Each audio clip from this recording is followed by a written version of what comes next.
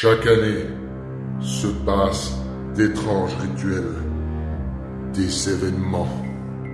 De jeunes padawans rejoignent la myrmécologie. En l'an de grâce 2018, mon destin fut scellé. J'ai rejoint la confrérie.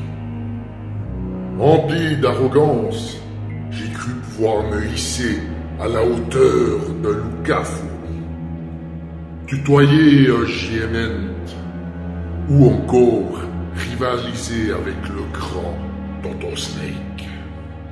Mais les dieux de la myrmécologie m'ont rappelé à l'ordre.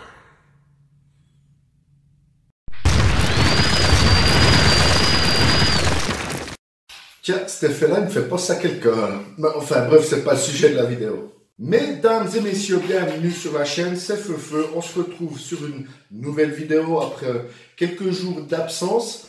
Mon quotidien était bien rempli avec passablement de choses à faire au niveau professionnel, mais également au niveau de certains engagements. J'avais dû mettre un peu de côté mes envies de vous faire des vidéos. Heureusement, j'arrive un peu à trouver le temps maintenant et pouvoir faire mon bilan 2018. 2018, c'est l'année où j'ai débuté la myrmécologie au mois de mai. Si je fais bien mon calcul, mai, juin, juillet, août, septembre, octobre et novembre, à l'heure où je fais cette vidéo. Et donc, ça fait 7 mois que je me suis mis dans cette formidable passion de l'élevage des fourmis. Il était temps pour moi de faire un petit bilan. Alors, je vous le dis tout de suite, le bilan est plutôt mitigé pour cette première année.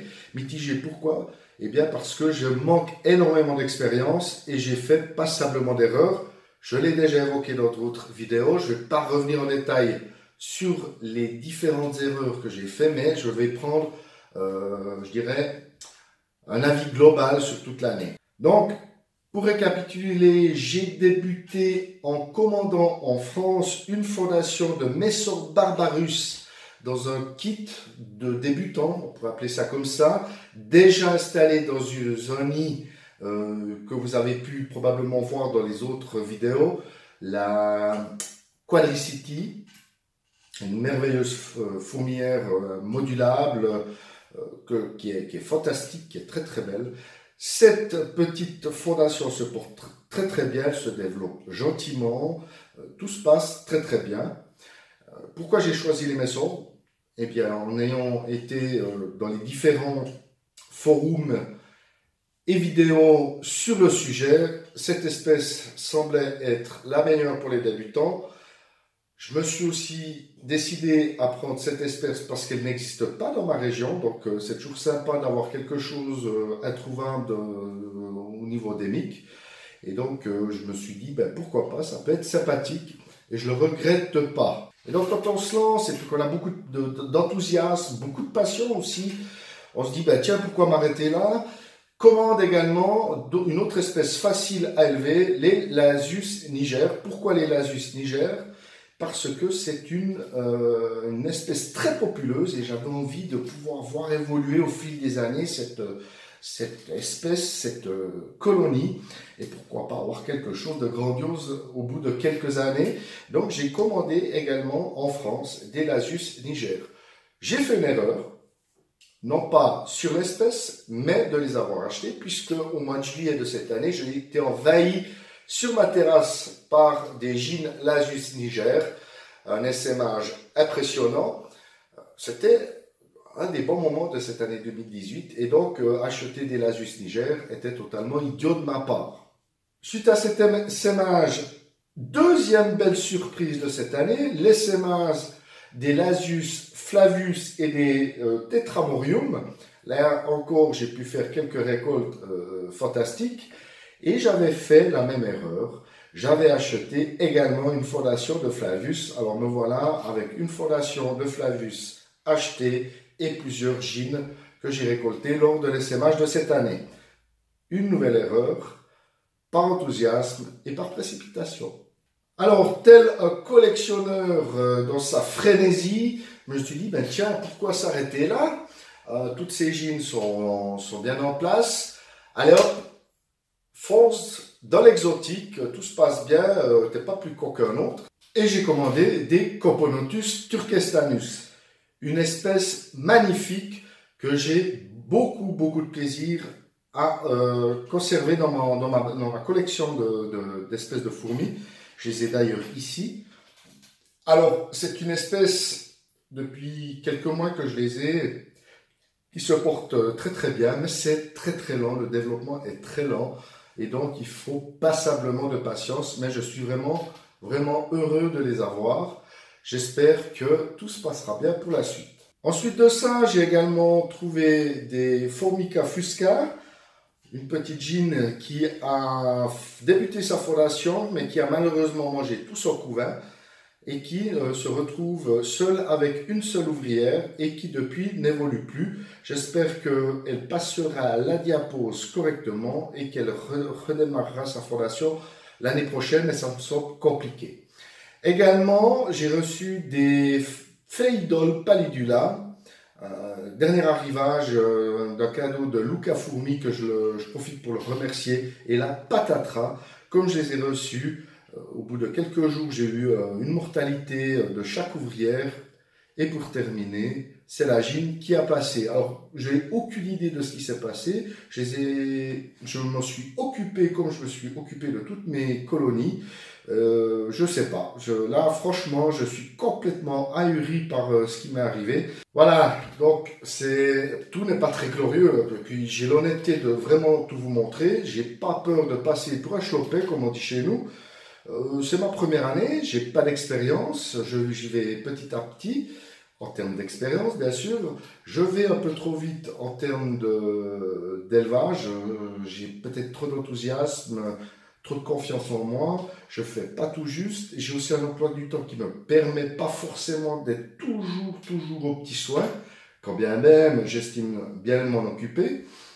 Mais si je fais un petit bilan pour cette année, je dirais quelle grosse erreur j'ai fait en tant que débutant en 2018.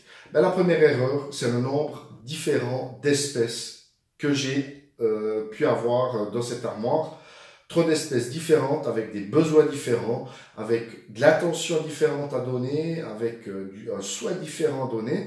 Et je pense que pour un débutant, avoir autant d'espèces comme je peux en avoir, et surtout dans une période très compliquée, la période de la fondation, c'est quelque chose qu'il faut absolument éviter lors de la première année. Alors évidemment, quand on a une ou deux espèces et qu'on débute, on est en phase de fondation, c'est un peu frustrant, c'est lent, il faut de la patience. Mais honnêtement, à mon avis, on devrait débuter par une ou deux espèces très faciles à élever dès le départ et prendre cette patience de la voir se développer et avoir cette intelligence d'acquérir de l'expérience au fil du temps pour après se lancer dans d'autres espèces.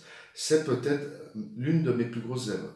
Donc si j'ai eu beaucoup d'espèces à élever dès cette première année sans expérience, j'ai pas que du négatif, j'ai aussi du succès, c'est les Myrmica qui vont fantastiquement bien, c'est les Coponotus turkestanus qui se développent très lentement mais sûrement et qui se portent très bien également. Les Messors, aucun souci. Mes différentes fondations de l'Asius Niger se développent à des stades totalement différents, à des vitesses différentes, mais tout va très bien. J'ai une fondation qui est maintenant dans un nid Minora et qui se porte très bien, qui se développe très bien. J'ai beaucoup d'espoir pour l'année prochaine. Mes Flavius, malheureusement, c'est un flop. Mes Formica fusca également. Tetramorium, rien ne s'est passé, aucune fondation de toutes mes gines. Est-ce que je dois laisser passer la diapose et puis espérer pour le printemps prochain? On verra bien. Mais j'ai eu quand même passablement de succès durant cette première année 2018. Et puis bien sûr, un des succès, je ne sais pas si c'est un succès, mais je dois dire que c'est la chaîne YouTube que j'ai pu créer cette année et dont j'ai aujourd'hui passablement d'abonnés. En tout cas, je vous remercie de me suivre, ça fait vraiment plaisir et j'ai appris à connaître des gens, à avoir du partage. Franchement, alors tout n'est pas rose malheureusement dans ce milieu.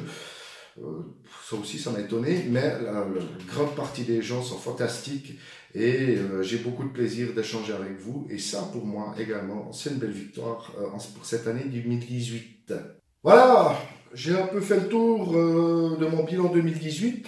J'ai pas eu peur de vous dire vraiment clairement tout ce qui s'est passé. Il est mitigé, il n'est pas catastrophique non plus, c'est pas la grande fête non plus, mais bon, pour une première année, j'ai vécu des choses passionnantes et je me réjouis de passer cette diapose.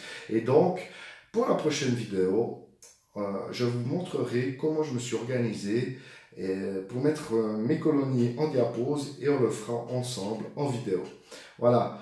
D'ici là, moi je vous souhaite plein de bonnes choses une nouvelle fois pour toutes vos colonies et portez-vous bien. Bye bye.